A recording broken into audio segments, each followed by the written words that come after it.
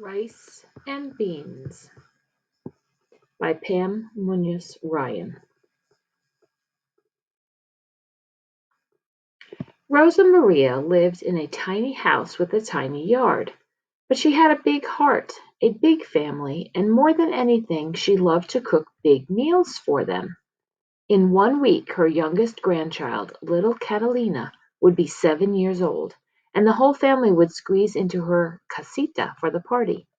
Rosa Maria didn't mind because she believed what her mother had always said: when there's room in the heart, there's room in the house, except for a mouse.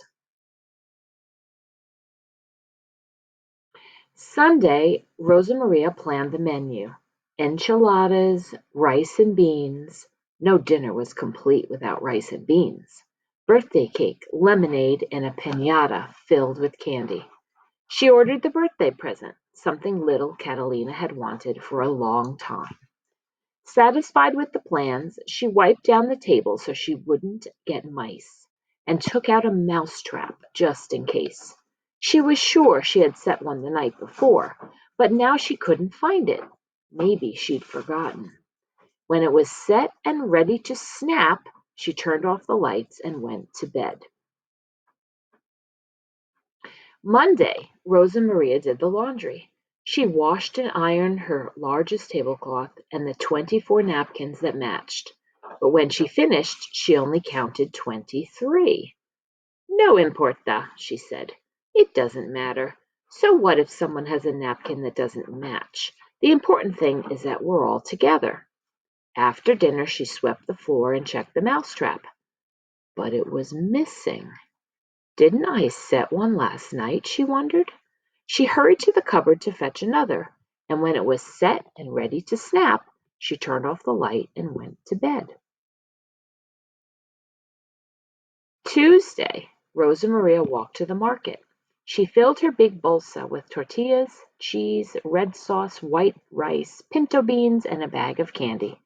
She bought a piñata, and on the way home she stopped at the pasteleria to order the cake. After dinner she washed the dishes and checked the mousetrap, but it had vanished. Que boba soy! Silly me, I must have forgotten again. She hurried to the cupboard to fetch another, and when it was set and ready to snap, she turned off the light and went to bed. Wednesday, Rosa Maria prepared the enchiladas. She dipped the tortillas in red sauce, filled them with cheese, and rolled them into fat little bundles.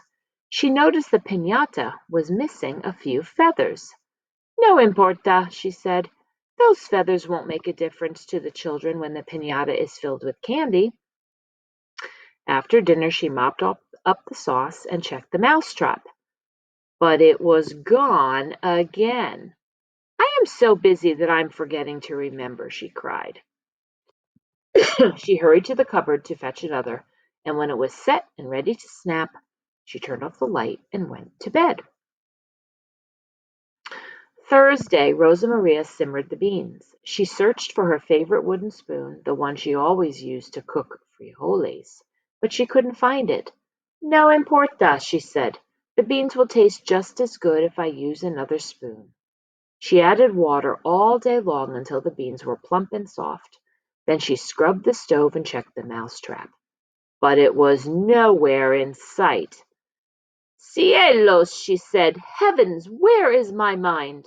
She hurried to the cupboard to fetch another, and when it was set and ready to snap, she turned off the light and went to bed.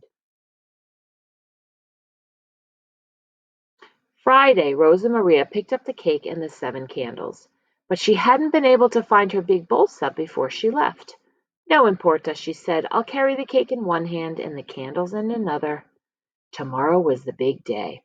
Rosa Maria knew she mustn't forget anything, so she carefully went over the list one last time. After dinner, she wrapped the cake and checked the mousetrap. She couldn't believe her eyes. No mousetrap! Thank goodness I've got plenty.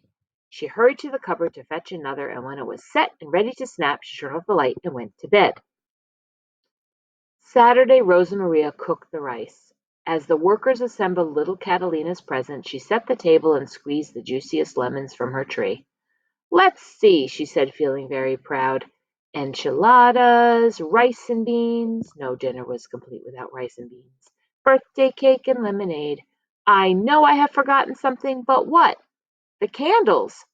But she only counted 6. No importa, she said. I will arrange the 6 candles in the shape of a 7, and little Catalina will be just as happy. Now everything is ready. But was everything ready?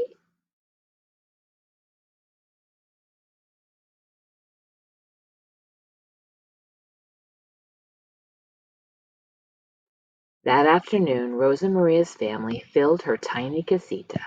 They ate the enchiladas and the rice and beans. They drank the fresh squeezed lemonade, and they devoured the cake. Little Catalina loved her present, a swing set, and after every cousin had a turn, they chanted, La piñata, la piñata. They ran to the walnut tree and threw a rope over the high branch. Whack, whack! Little Catalina swung the piñata stick. Wait! cried Rosa Maria as she remembered what she'd forgotten. But it was too late. Crack! The piñata separated and the children scrambled to collect the candy. How could that be? Rosa Maria puzzled. I must have filled it without even realizing. She laughed at her own forgetfulness as she hugged her granddaughter and said, Feliz cumpleaños, my little Catalina. Happy birthday. After everyone had gone, Rosa Maria tidied her kitchen and thought contentedly about the fiesta. She pictured the happy look on little Catalina's face when the candy spilled from the piñata. But Rosa Maria still couldn't remember when she had filled it. No importa, she said. It was a wonderful day. But as Rosa Maria swept out the cupboard, she discovered the telltale signs of mice. Ratones! She cried. Where are my mouse traps? I will set them all. She inched to the floor, and when she did, something caught her eye. She looked closer. Maybe I didn't fill the piñata, she thought. Was it possible? She asked, shaking her head. Could I have had help? Rosa Maria looked at the leftovers. Too much for one person. And what was it her mother had always said? When there's room in the heart, there's room in the house, even for a mouse. Fíjate, imagine that, she said. I remembered the words wrong all these years. Besides, how many could there be? 2? 4? No importa, she said. It doesn't matter if a few helpful mice live here too. Then she turned off the light and went to bed.